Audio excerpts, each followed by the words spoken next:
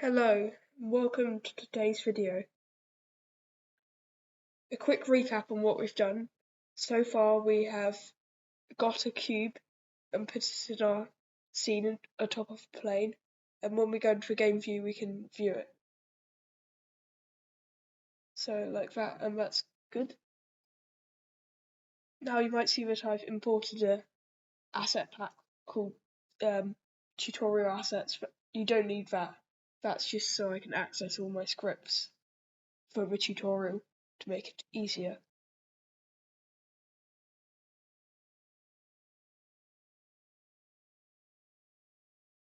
So let's start by creating a plane and putting it below our other plane, which is also cube. We're going to put it around minus, let's say minus 10, and that's perfect. So we can just see from all angles. Now we're actually going to scale it up to somewhere in the thousands, so it covers the whole of the bottom of the screen, just like that. That's perfect. Now we're going to create a new material, a new orange material called lava, and we're going to just add it to the other plane to make it look more like lava. So we're just going to drag it across into the scene. There we go. We have now got a plane of lava under our plane. Now we're going to make a cube and scale it up so it fills the whole of the center. Let's make it a bit bigger, and that's perfect. And we're just gonna move it down a bit until it's about the same level. Then we're going to delete our original plane so that the cube can now form as the surface for gameplay on.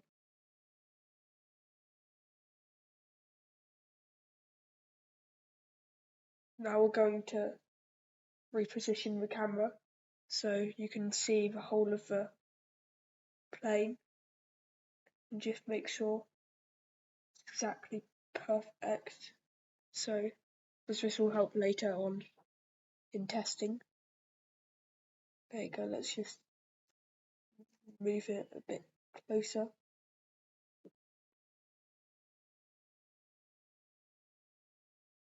And there we go. Oh, that shadow's annoying. Let's move the directional light a bit so the shadow doesn't appear weird on the cube. There we go, that should eradicate all the shadows.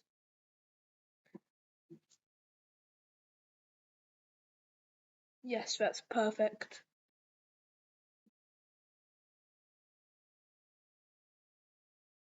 Let's think we'll move the main camera a bit to make it more in center.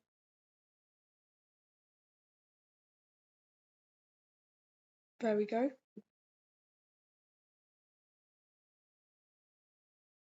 Now we're actually going to import a special material. I'm just checking if I've already got it. No, I don't think I do. No, so let's go create a UI text mesh throw. And once you do that, a pop-up will come up, and you just need to import the essentials and the other one. And that should add a special folder into your project window. And in that now we can actually delete the text in the canvas event system because we've got what we wanted. So now we're going to go into the text mesh pro folder, and in there we're gonna find in examples and extras. We're gonna find checkerboard, and we're just gonna drag that into our scene. So that looks perfect. Got a nice checkerboard for our cube.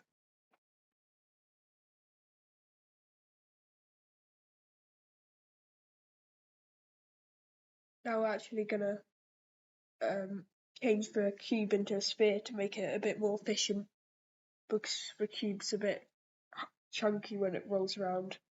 So the sphere is quite sleek. We're gonna just make sure we add a rigid body component to it, because if we don't, the character controller script we make later won't work, which would not be good. There you go, we've added a rigid body. And if we look at our scene, we can see the thing, the sphere. So let's recenter it into center. Oh, let's make sure it's not on the ground. Now we can actually delete the cube, the player cube. Just making sure we've got all our data transferred across. There we go, we've got our sphere in the center. And let's actually rename everything just to make it more efficient and labelled so we know what everything actually is, because it's a bit difficult going between cube 1 and cube 2, all that stuff. Yeah, so we'll just name floor, and then we'll name the sphere player.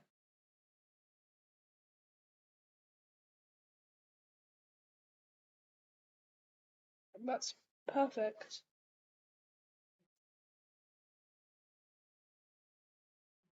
Now we're actually going to create our first script called, and we're going to name it character controller.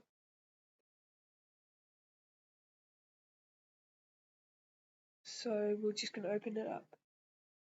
There we go. Copy the script across, and in a bit I'll explain it.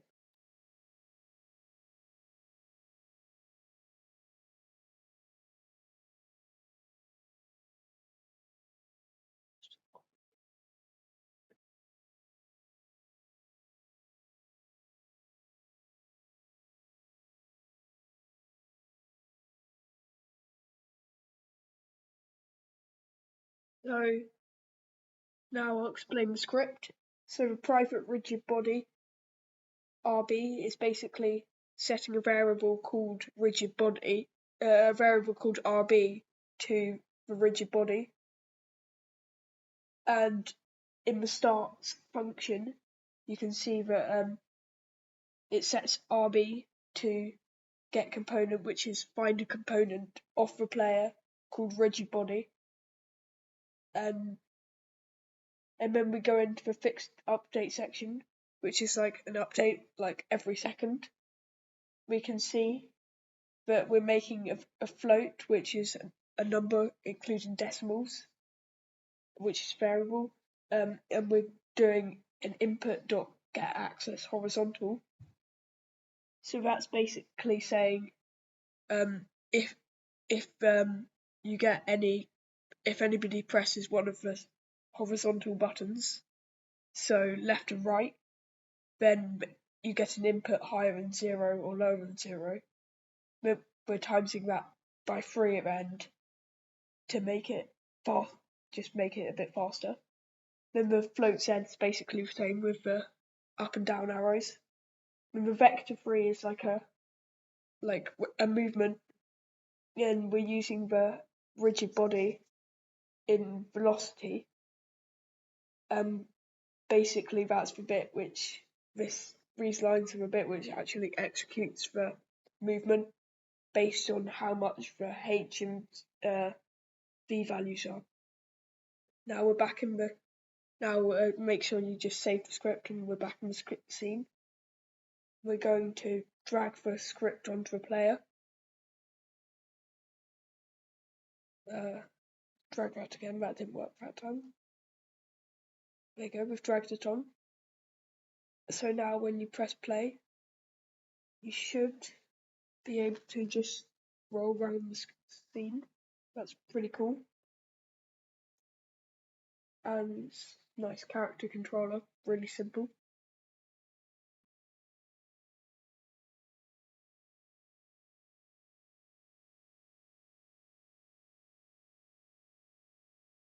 The next we are going to make the enemies. So we're just going to pause the thing, and we're going to create a new game object.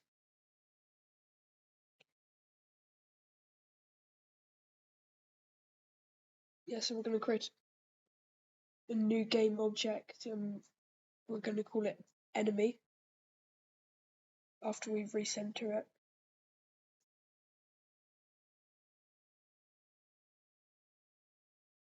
Now let's move it across a bit so it's not colliding with the player straight away. That's good. We're just going to put a new material on it. Let's make it red and call it like enemy, because that's quite easy. There you go, just red. Drag it into our, oh wait, we're in game mode. Drag it across into a ball, not onto anything else. There we go, we've got our enemy.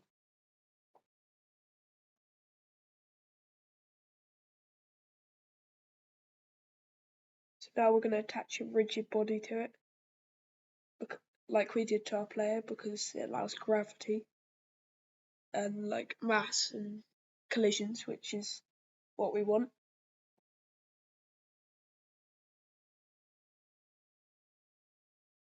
Now we're going to open into our script, move towards player, and you can now just copy it.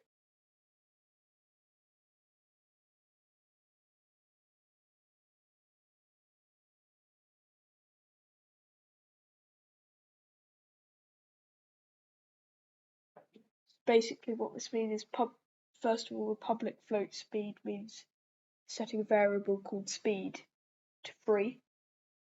Then private rigid body, NVRB, like in the last tutorial, it's getting the enemy's rigid body. Then after that, it's getting the game so the player, so it knows who to move towards. Then start movement, it's setting the rigid body to the rigid body of the enemy, and then setting the player to player game object. Then down in update, it's using the vector 3, and then but setting a looks direction to the player's position.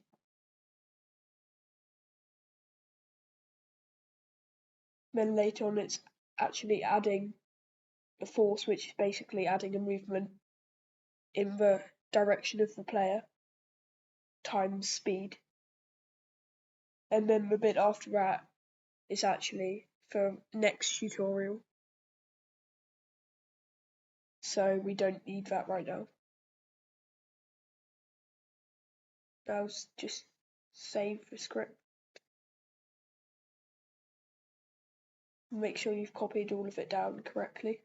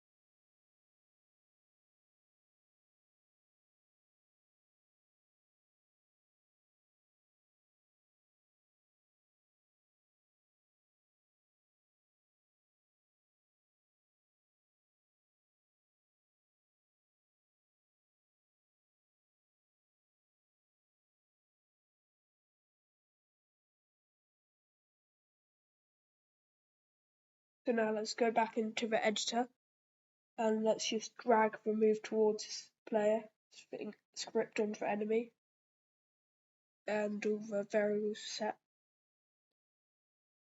Let's actually freeze for Y rotation because I find it makes the game a bit smoother.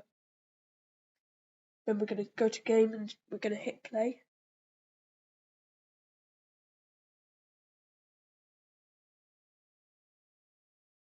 There you find you've got an enemy chasing towards you. It might not be trying yet to push you over the edge, but it's still nearly there. So we've got our basic gameplay. And that is the end of today's tutorial. Bye.